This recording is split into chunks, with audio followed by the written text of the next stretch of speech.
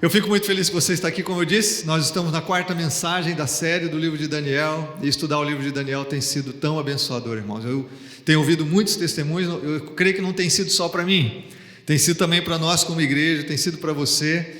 E eu quero dizer, se você tem perdido uma das mensagens, elas estão todas no YouTube, no nosso canal, a IM Shalom Oficial. Você pode assistir também no Facebook da igreja, aliás, tem mais visualizações no Facebook do que no YouTube. Mas você também pode assistir no YouTube e use o nosso canal lá, Se você puder, até hoje, pessoal, se inscreve no canal para você receber ali os links, as notificações das mensagens. E uma coisa, eu estou quase parecendo um youtuber aqui, irmão? Se inscreve no nosso canal, Isso aí é coisa do youtuber lá, Mas o que eu quero dizer é o seguinte: o propósito é bom. Outra coisa, a mensagem do domingo anterior sempre está no seu boletim, Pelo menos claro que não dá para a gente colocar em algumas palavras aí toda uma mensagem, mas você tem aí algum roteiro, a ideia central de uma mensagem pregada no domingo anterior está sempre no seu boletim. Mas eu estava pensando sobre o tema dessa manhã, e você vai entender o tema através dessa história. Diz que a Polícia Federal chegou numa propriedade de um fazendeiro, e eles foram logo entrando, chegaram à sede da fazenda, e colocaram-se diante do fazendeiro e disseram assim: olha, nós temos denúncia de que aqui tem plantação de maconha na sua propriedade, e nós queremos verificar isso. E o fazendeiro foi muito educado, muito bondoso, muito gentil. Não, tudo bem, vocês são autoridade, não tem nenhum problema, não tem nada errado na minha propriedade, vocês podem entrar. Aí ele virou para o policial e disse assim: você só não vai ali naquele lugar depois da cerca. O cara nem esperou o fazendeiro dizer. Falou assim: você sabe quem está falando com você? Eu tenho autoridade federal, eu sou um policial federal, você não tem que ficar dando instrução onde eu vou ou não vou, eu vou em todo lugar da sua fazenda, e eu não quero que você faça nenhuma pergunta, está aqui meu distintivo, e colocou o distintivo bem na cara dele assim: eu vou onde eu quiser, e saiu. O fazendeiro educadamente virou as costas, foi fazer seus afazeres, até o momento que ele começou a ouvir uma gritaria, um barulhão, e ele virou, e o cara estava correndo do Santa Gertrudes, o maior touro da fazenda. E ele correndo de desespero, e o fazendeiro gritou assim: mostra o distintivo. Não ia adiantar, irmãos. Às vezes, por causa de um distintivo, de um diploma, de um título, a gente é tão arrogante. O tema dessa manhã tem a ver com isso: arrogância, orgulho. E nós temos mais uma vez uma maravilhosa história no livro de Daniel. Eu queria pedir que você abrisse sua Bíblia no livro de Daniel, capítulo 4. Eu já tenho dado o contexto do livro aqui como um profeta maior. Daniel, um dos exilados da nação de Judá, cerca de 16 anos, ele foi levado para uma terra distante, outra cultura, outras religiões, outros deuses, e lhe foi imposto, a árdua, eu não vou dizer tarefa, na verdade lhe foi imposto um comportamento, dentro de uma cultura completamente pagã, de muitos deuses, a ele e seus amigos. Em todo o livro de Daniel, nós vemos um tema central, que é a soberania de Deus. E aqui nós vamos ver como que a soberania de Deus, ela se conecta, ou ela confronta a arrogância humana.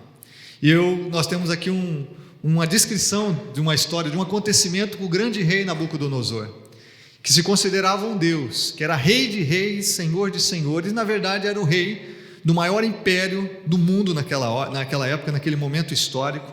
E obviamente ele, com tanto poder, com tanta autoridade, ele se considerava um Deus. Então eu queria que você lesse comigo a partir do verso 1, onde a história diz o seguinte: o rei Nabucodonosor, aos homens de todas as nações, povos e línguas que vivem no mundo inteiro, paz e prosperidade.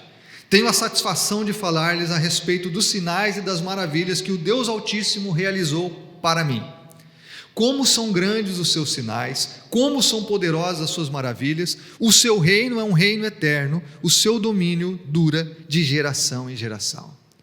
Parece aqui absurdo que o rei Nabucodonosor, megalomaníaco, prepotente, que criou uma estátua de ouro, no capítulo anterior, no capítulo 3, que mandou os amigos de Daniel na fornalha exatamente por não se prostrarem ao Deus que ele havia criado, Ele era tão Deus que ele criava outros deuses. Parece tão impressionante que aqui no capítulo 4 ele começa escrevendo em louvor ao Deus de Daniel, ao Deus Altíssimo.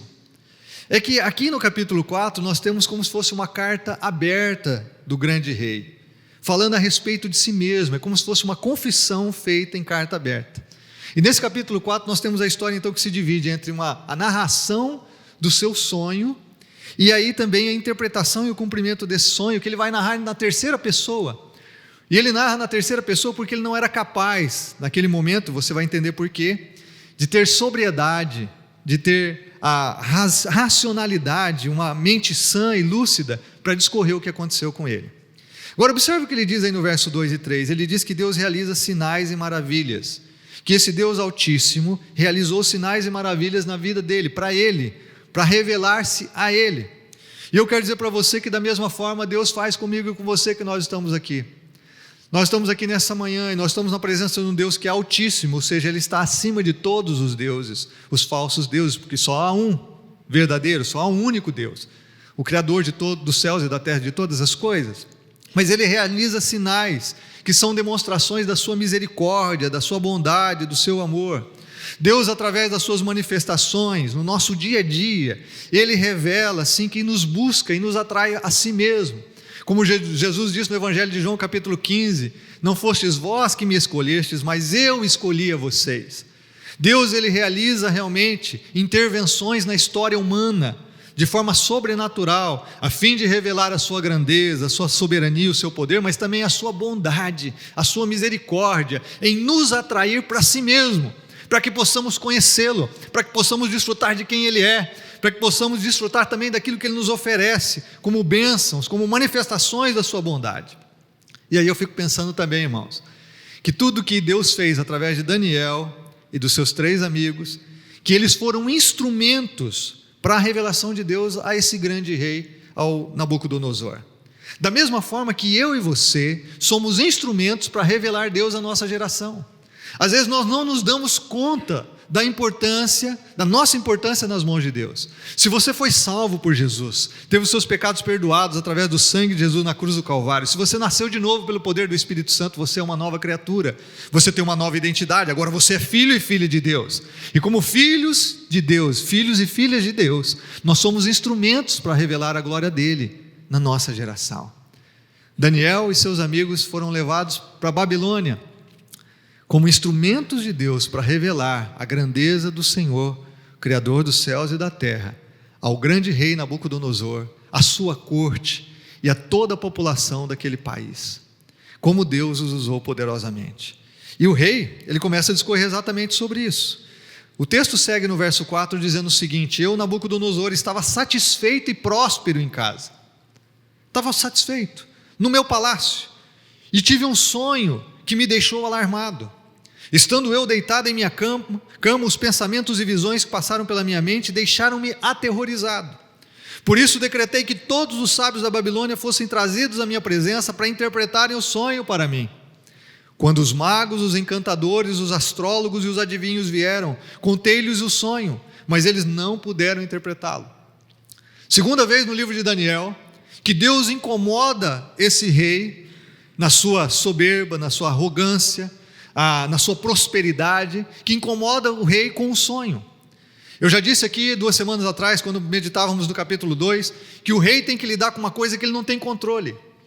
Ele tinha todo o poder do grande império do mundo, ele poderia controlar as pessoas, ele controlava a economia, ele controlava a sociedade, ele controlava a cultura, inclusive a religião no seu império, mas ele não poderia controlar aquilo que vinha a ele no sonho, porque aí nós estamos falando de um andar de cima. Eram sonhos proféticos, ele não tinha controle, ele não sabe como lidar. E que sempre que nós lidamos com algo que nós não temos controle, que nós não sabemos o que fazer, nós também ficamos aterrorizados.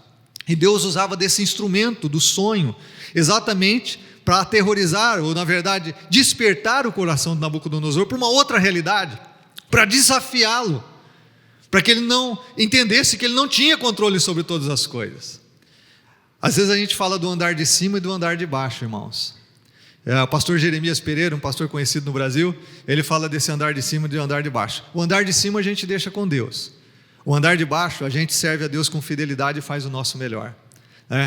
Ou seja, no andar de Deus, o andar de cima é um andar sobrenatural, que só Deus tem o controle.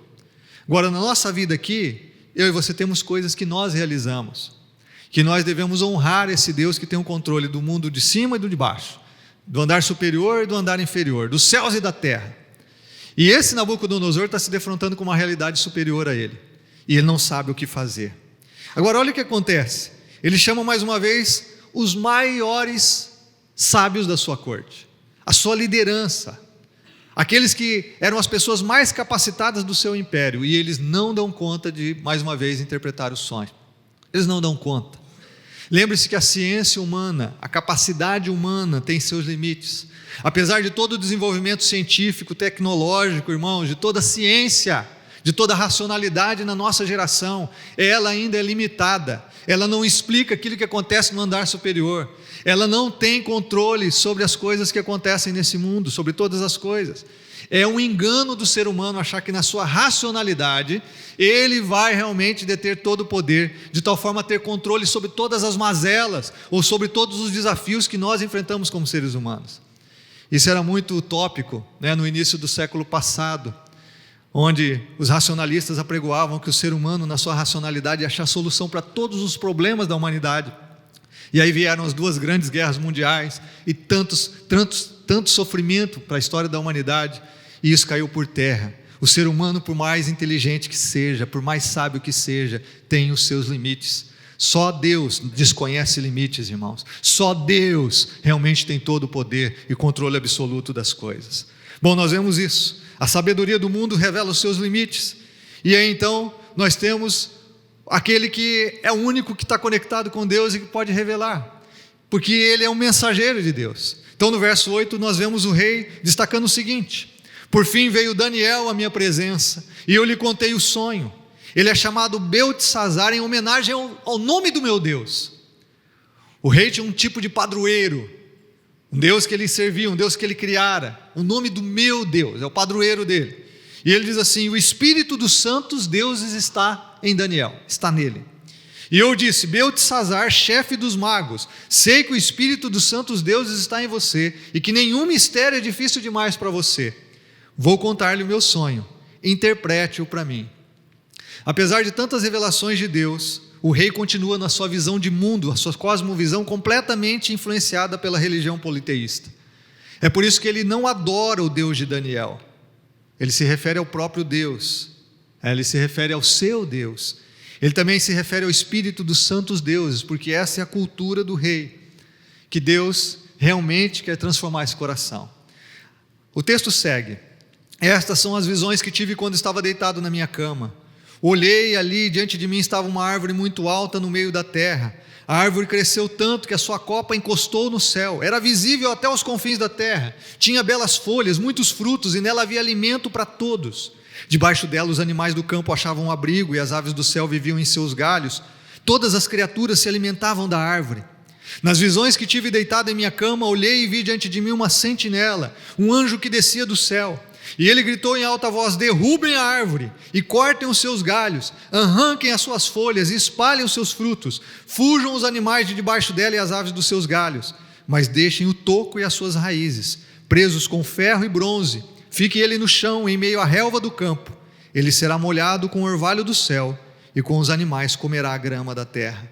A mente humana lhe será tirada, e ele será como um animal até que se passem 7 tempos. A decisão é anunciada por sentinelas, os anjos declaram o veredito, para que todos os que vivem saibam que o Altíssimo domina sobre os reinos dos homens e os dá a quem quer, e põe no poder o homem mais simples. É interessante que antropólogos afirmam que a árvore não é raro como um símbolo de sonhos, representando o crescimento e o desenvolvimento da vida psíquica do ser humano. Interessante isso. Mas o que está em pauta aqui é que o Deus único e verdadeiro domina sobre os reinos dos homens. Como eu já disse, a soberania de Deus é o grande tema do livro de Daniel. E os fatos narrados aqui com Daniel enfatizam a fidelidade de Deus e a sua autonomia absoluta sobre a história humana. Agora olha o que acontece nessa história, irmãos e amigos. Esse é o sonho que eu, o rei Nabucodonosor, tive. Agora, Beltesazar, diga-me o significado do sonho, pois nenhum dos sábios do meu reino consegue interpretá-lo para mim, exceto você, pois o Espírito dos santos deuses está em você. Então Daniel, também chamado Beltesazar, ficou estarrecido por algum tempo, e os seus pensamentos o deixaram aterrorizado. Então o rei disse: Beltesazar, não deixe que o sonho, a sua interpretação o assuste. Beltesazar respondeu: meu senhor, quem dera o sonho só se aplicasse aos seus inimigos e o seu significado somente aos seus adversários. Daniel sabe que o sonho diz respeito a Nabucodonosor. Você já viu aquelas histórias de quando você tem um rei prepotente, que tem todo o domínio, todo o poder, e que você tem que contar uma coisa, que você tem medo do que vai contar, porque o rei pode mandar cortar teu pescoço, né? Daniel está aqui nessa situação. Ele sabe que o sonho é uma profecia para o rei, mas ele ficou aterrorizado, porque ele pode contar para o rei e o rei descer a espada no pescoço dele, né? Então ele fala assim: ô rei, quem dera o sonho fosse com os teus adversários, né? Ele vai amenizando o conto aqui. E aí ele diz assim, a interpretação: a árvore que viste, que cresceu e ficou enorme, e a sua copa encostava no céu, visível em toda a terra. Verso 22, és tu, ó rei, tu te tornaste grande e poderoso, pois a tua grandeza cresceu até alcançar o céu, e o teu domínio se estende até os confins da terra. E tu, ó rei, viste também uma sentinela, um anjo que descia do céu e dizia: derrubem a árvore, destruam-na. Então ele conta aqui, ele vai ser molhado com o orvalho do céu, viverá com os animais selvagens, né? Daniel está dizendo assim: tu, ó rei, é quem está no auge do poder, estabelecido, orgulhoso. Aliás, quando o texto começou, nós vemos que o rei estava no seu momento mais próspero, como cabeça de um império mundial. As suas ambições haviam sido alcançadas. Eu quero abrir um parênteses aqui, irmãos. Como é que Deus, muitas vezes, tem que agir na nossa vida para nos tirar da zona de conforto? Às vezes os momentos mais perigosos da nossa vida são os momentos de prosperidade, de conforto, de segurança. A adversidade é sempre uma prova para os cristãos, mas eu creio que a prosperidade é uma prova muito maior. Há mais pessoas que se voltam para Deus na adversidade do que na prosperidade. Há mais pessoas que abandonam Deus na prosperidade do que na adversidade. O rei Nabucodonosor está no auge do seu império. É nesse auge que Deus tem que revelar a grande lição para a sua vida. O verso 23 diz aqui que ele ficaria molhado com o orvalho do céu e viveria com os animais selvagens até que se passem 7 tempos. Aqui não diz respeito a anos, a palavra é exatamente tempos ou estações. O propósito aqui dessa expressão não é definir um tempo específico, é realmente ser uma expressão de um tempo indefinido. Não adianta a gente querer ficar interpretando o que são esses 7 tempos. Tem muita gente que tenta fazer isso em livros com profecias apocalípticas, como o de Daniel ou com o próprio livro de Apocalipse. A duração aqui é incerta, mas olha o que Daniel diz, verso 24: esta é a interpretação, ó rei, este é o decreto que o Altíssimo emitiu contra o rei meu senhor. Tu serás expulso do meio dos homens e viverás com os animais selvagens, comerás capim como os bois e te molharás com o orvalho do céu. Passarão 7 tempos até que admitas que o Altíssimo domina sobre os reinos dos homens e os dá a quem quer. A ordem para deixar o toco da árvore com as raízes significa que o teu reino te será devolvido quando reconheceres que os céus dominam. A expressão que diz respeito ao Deus Altíssimo, o andar superior, Ele domina. Portanto, ó rei, aceita o meu conselho, renuncia a teus pecados e a tua maldade, pratique a justiça e tenha compaixão dos necessitados, talvez então continues a viver em paz. Observe que no verso 24 Deus emitiu um decreto que diz assim, que é contra o rei. É interessante essa expressão. Deus emitiu um decreto contra alguém. Agora eu queria que você pensasse comigo. Parece uma coisa muito pesada. Puxa, Deus emite um decreto contra alguém, mas Deus não quer nos abençoar? Deus não nos ama? Como é que Deus emite um decreto contra uma pessoa? Mas se você olhar todo esse contexto aqui, é exatamente isso. Deus está manifestando o seu amor, a sua bondade, a sua misericórdia a esse rei, que estava dominado pela sua arrogância e seu próprio orgulho. Deus está exatamente querendo salvar o rei de si mesmo. Deus está querendo salvar o rei do seu próprio orgulho, do seu egocentrismo, como Ele faz comigo e com você. Quando Deus se opõe a mim e a você, conforme diz Tiago capítulo 4, é que Deus resiste ao soberbo. Ele dá graça ao humilde, mas Ele resiste ao soberbo. E quando Deus resiste a você, ou Ele emite um decreto contra você, é porque Ele quer salvar você de você mesmo. Às vezes nós não entendemos isso, nós não compreendemos, mas toda ação de Deus é sempre visando salvar o nosso próprio coração, salvar da nossa insubordinação, da nossa autonomia do Criador, da nossa independência de Deus. Quando Deus ele se coloca em oposição a mim e a você, é porque nós já chegamos no limite onde nós precisamos ser acordados realmente com uma manifestação tão especial dele, para lembrar que quem é Deus é Ele mesmo e não a mim, não eu, nem você, não somos nós, e que Ele possa nos salvar da gente mesmo. Na verdade, quando Deus está emitindo um decreto contra o rei, Deus está fazendo a favor dele. Deus está querendo salvar o rei. Deus está querendo realmente manifestar a sua bondade. Eu acho isso maravilhoso, irmãos. Até o decreto de Deus, quando é contra a gente, Ele visa o nosso bem. Ele quer nos livrar de nós mesmos. Sabe por quê? Porque quando você tem tudo e não tem Deus, na verdade você não tem nada. Quando você tem tudo e não tem Deus, na verdade você não tem nada. Quando você tem paz e prosperidade, conforto, segurança, mas não tem um relacionamento pessoal com Deus através do seu Filho Jesus Cristo, você está perdido, você está embriagado com a realização dos seus projetos, dos seus sonhos, e Deus precisa intervir para tentar salvar você de você mesmo, salvar cada um de nós. Esses dias eu ouvi alguém dizendo assim a uma outra pessoa: olha, quando você vem para Deus, é aí que você enfrenta lutas mesmo, viu? Aí que vem pancada para você. Eu fiquei pensando assim, mas como é que o povo diz um negócio desse? Você já ouviu essa expressão? Tem gente que fala assim, não, ó, quando você vem para Deus, aí que você vai enfrentar pancada, batalha, ó, o inimigo vai... Irmãos, deixa eu dizer uma coisa para vocês, isso aí é uma coisa do fundo do inferno, mais mentirosa que existe.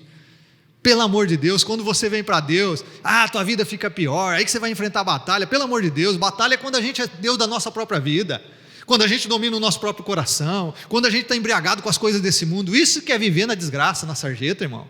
Quando você vem para Deus, você tem perdão dos seus pecados, você tem a graça que inunda o seu coração, você encontra sentido e propósito para a sua vida. Jesus te oferece uma vida abundante, Ele te dá a segurança da vida eterna. Pelo amor de Deus, irmão. Quando você ouvir alguém dizendo isso para um...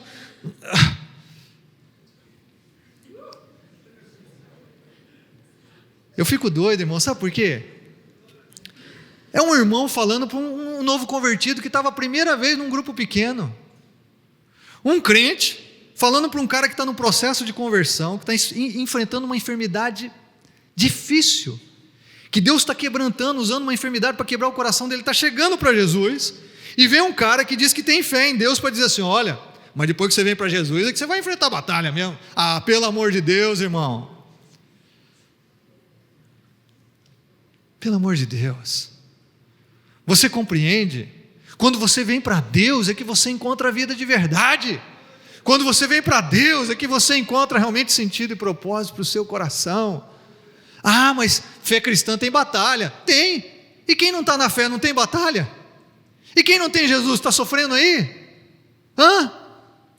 Quando eu não tinha Cristo, a minha vida era muito pior, irmão. Muito pior. Jesus transformou a minha vida em todos os sentidos, em todas as áreas. Eu não sou digno de tanta coisa que Deus fez na minha vida. Eu acredito que você pode testemunhar a mesma coisa.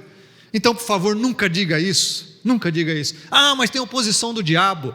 Irmão, tem oposição do diabo, graças a Deus, esse é o bom combate. Porque se você não tem oposição do diabo, é que você já está na mão dele. É porque você não conhece Deus, ele está brincando com você, você é um fantoche na mão do diabo. Ele está te iludindo com a riqueza, com o prazer do sexo, com as coisas desse mundo. Pelo amor de Deus, diabo é para ser enfrentado mesmo, não quero nada com ele. Pelo amor de Deus. É para enfrentar. Ele é derrotado. Sujeitai-vos a Deus, resistir o diabo é que foge de você. Irmão, a gente tem que ser conhecido no inferno. Lembra disso? Lá no livro de Atos, quando os filhos de Seva foram expulsar demônio, e o demônio disseram assim, peraí, Jesus nós conhecemos e Paulo também, mas vocês quem são? E o demoniado deu a maior surra nos 7 filhos de Seva, porque você tem que ser conhecido no céu. Jesus diz assim, eu te conheço, servo bom e fiel. Você não pode ouvir aquela expressão, nunca te conheci.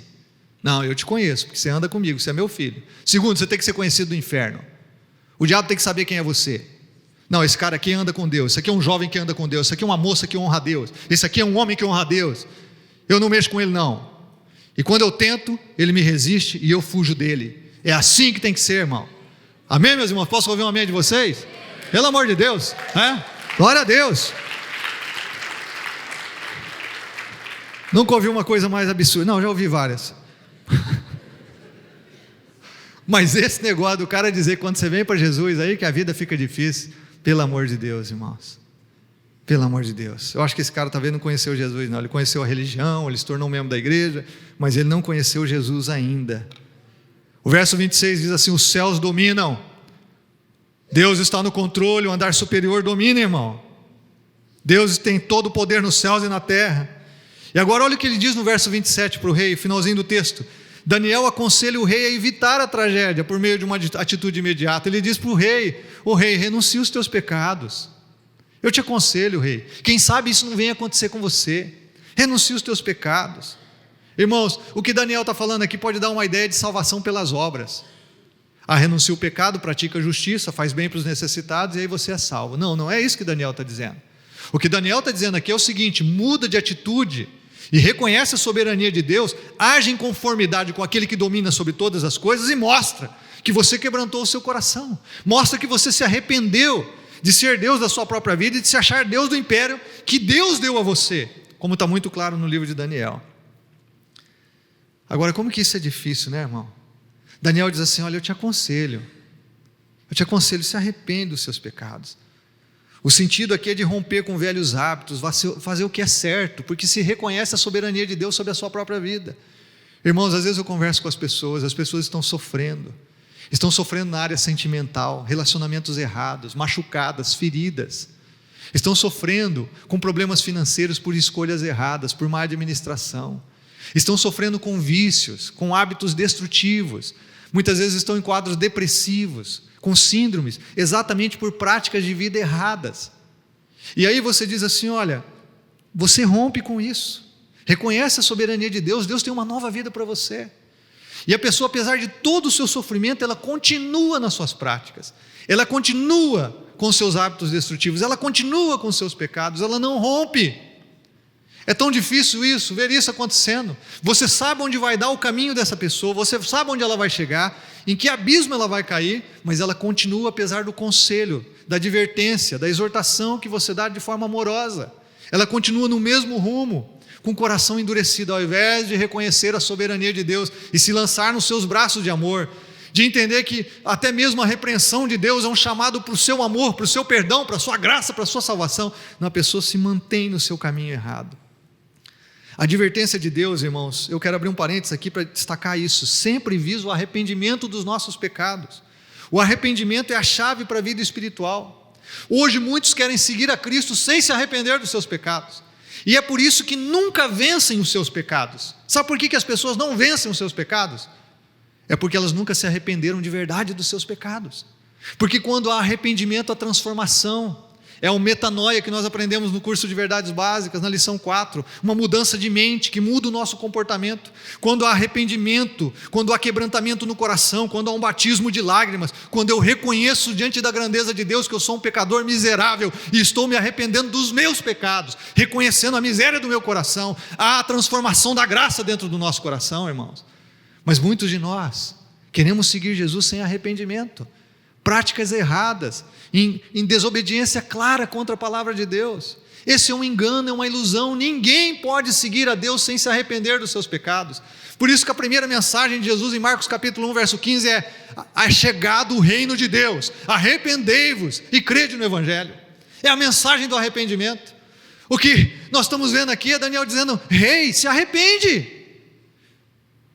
Cara, se arrepende, abre os olhos, cai em si, vem para a sobriedade, abre teu coração, não vive na prática do que você tem feito, não continua sendo do jeito que você é, rompe com o que você tem vivido, se arrepende, porque sem arrependimento não há vitória.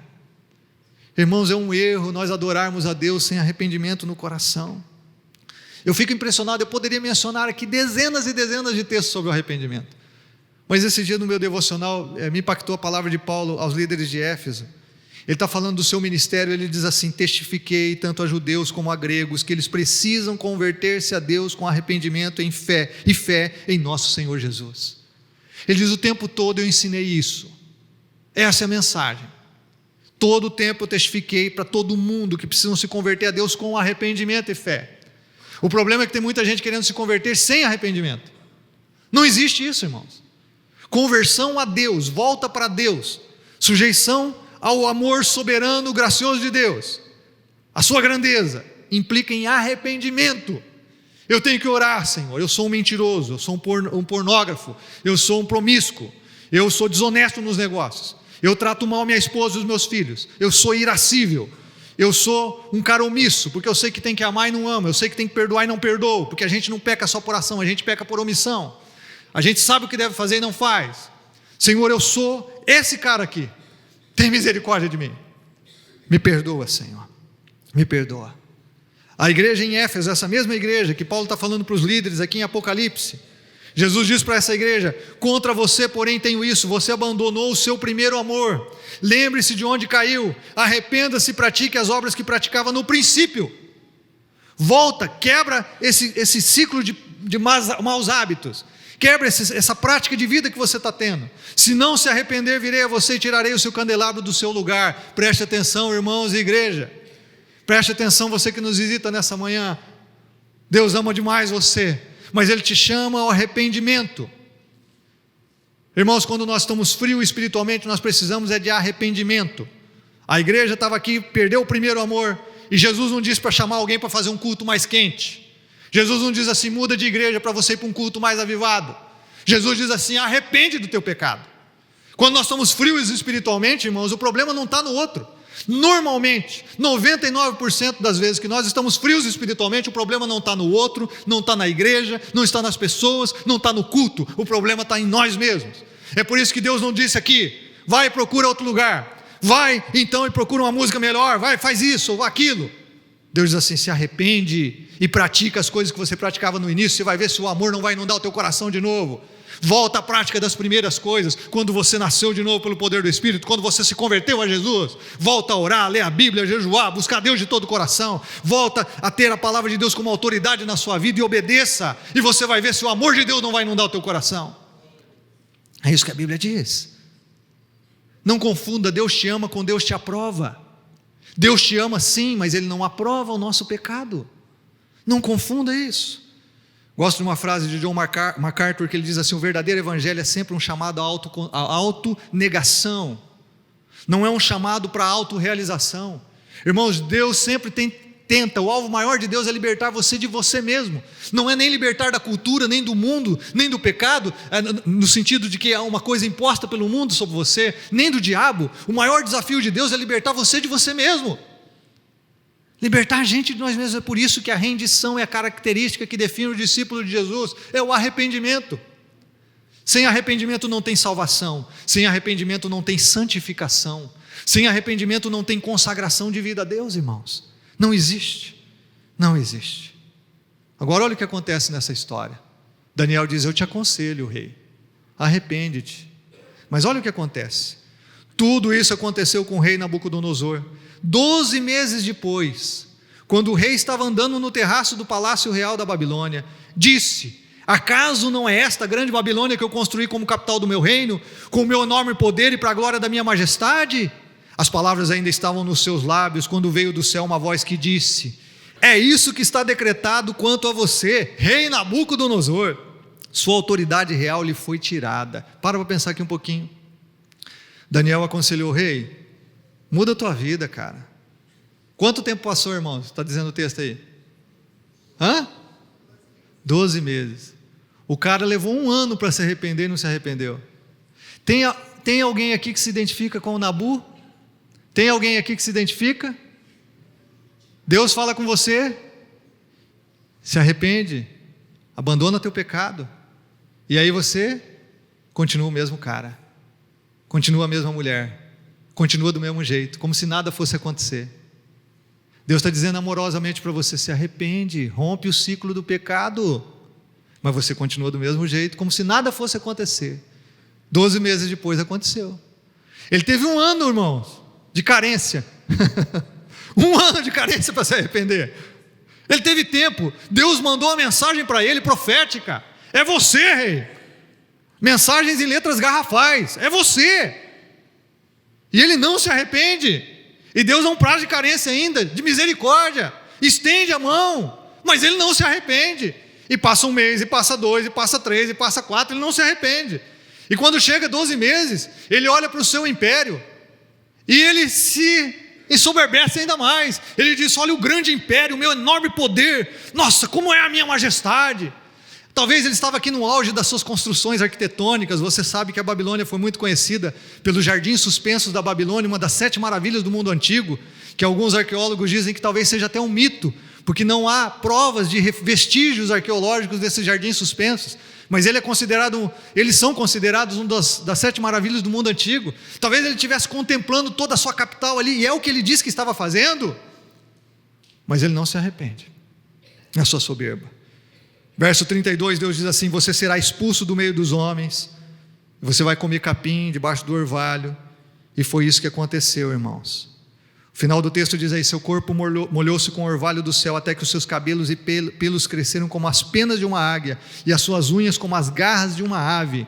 Ele virou um bicho. Essa doença aqui de Nabucodonosor tem história nos registros médicos, chama-se licantropia. É devido a essa doença, a pessoa acaba imaginando que ela é um lobo, um cachorro ou um urso. Tem registros médicos dessa doença. Se constitui num ataque agudo de insanidade, com a ideia ilusória de que a pessoa é um animal. Os psiquiatras conhecem esse tipo de doença, que eles diagnosticam como uma condição paranoica de caráter esquizofrênico. E o que é tudo isso, pastor? Bom, o cara virou um bicho, e começou a comer capim, e começou a viver entre os animais, e perdeu o senso de ser humano.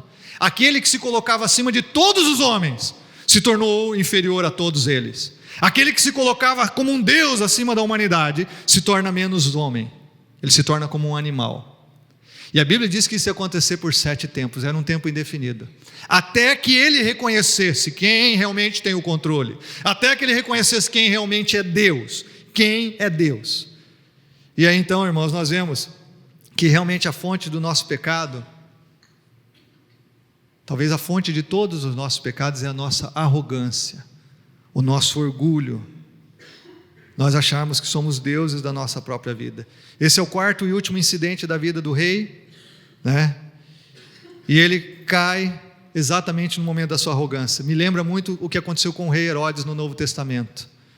Herodes estava fazendo um discurso, e o povo começou a dizer assim: nossa, é voz de Deus nem de homem. Começou a elogiá-lo.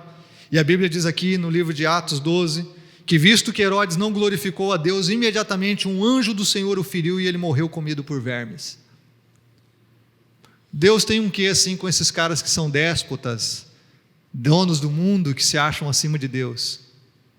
Herodes cometeu a mesma coisa, recebeu glória dos homens, não deu glória a Deus, e Deus o fulminou. Nós aprendemos aqui com Daniel, irmãos, e seus amigos, nesse livro, que andar na contramão da cultura e da sociedade é possível, porque eles foram fiéis a Deus numa cultura pagã de muitos deuses. Mas nós aprendemos aqui com o rei Nabucodonosor que andar na contramão do nosso próprio coração é o maior desafio que a gente tem.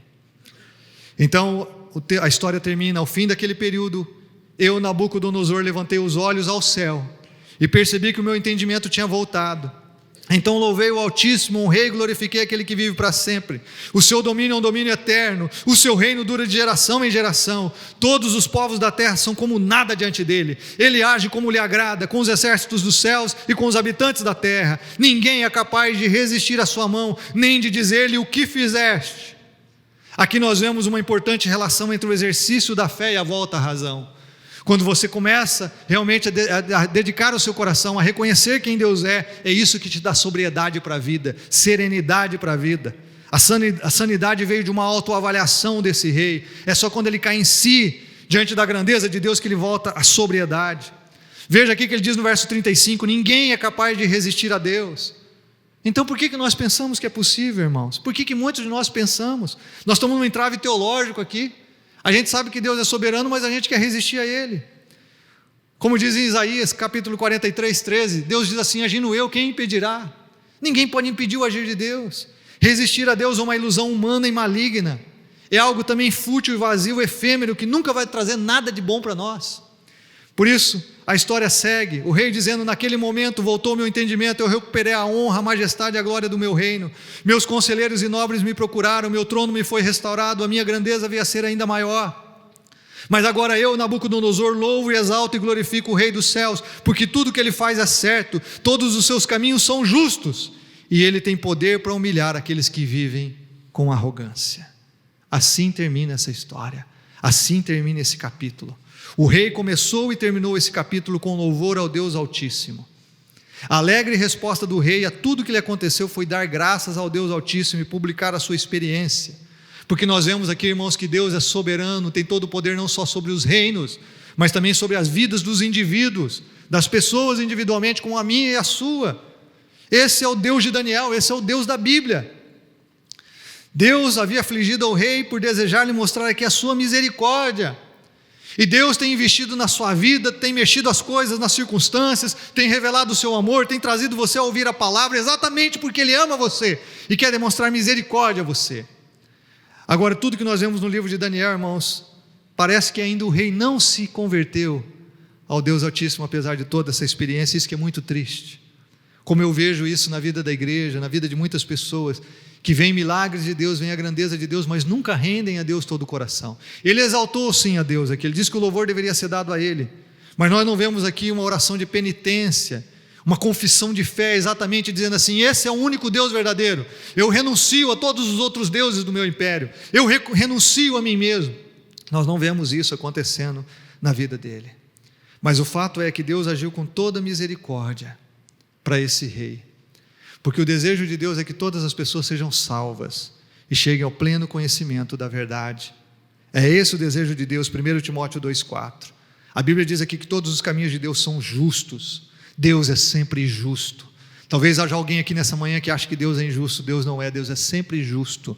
Mas todo o tempo a ação de Deus visa a sua salvação, visa livrar o seu coração de você mesmo, visa trazer você para Ele, porque Ele criou você para Ele, para o louvor da sua glória, num relacionamento de amor, que vai trazer todo o significado, bênção e realização para o seu coração.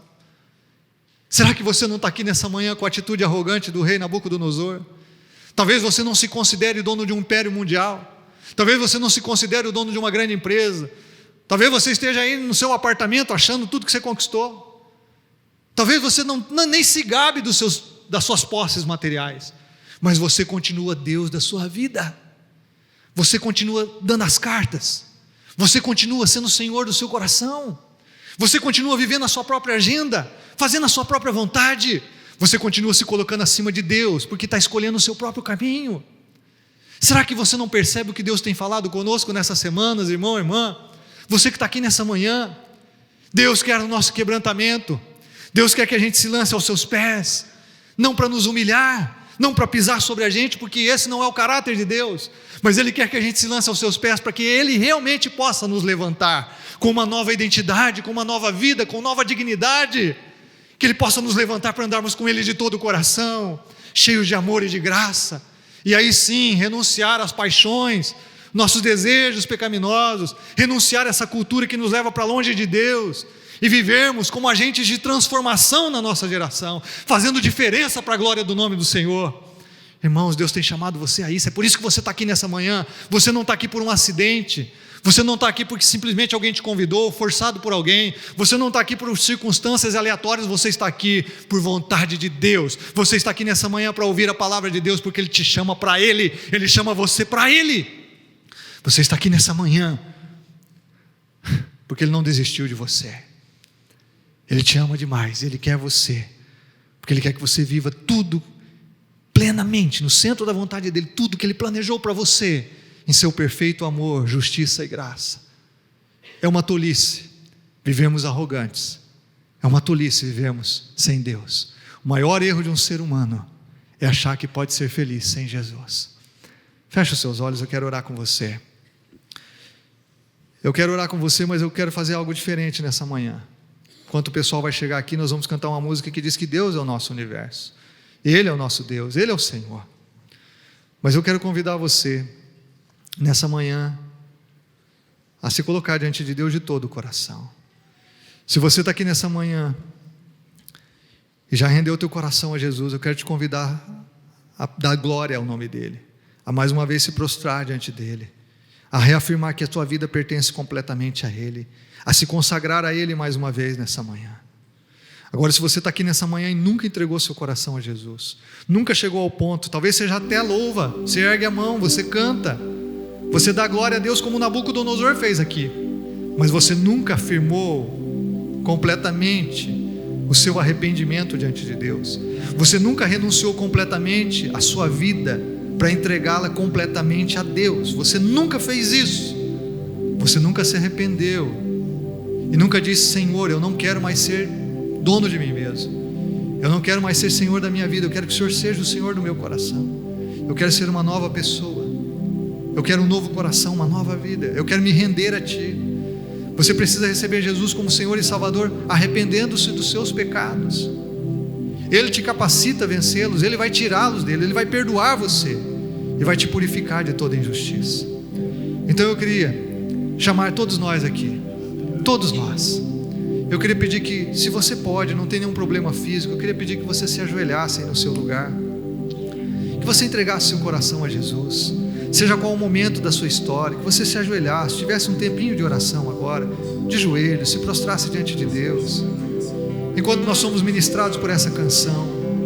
E eu queria até que o pessoal fizesse a canção um pouco mais solene, um pouco mais não ritmada, enquanto nós oramos agora, irmão.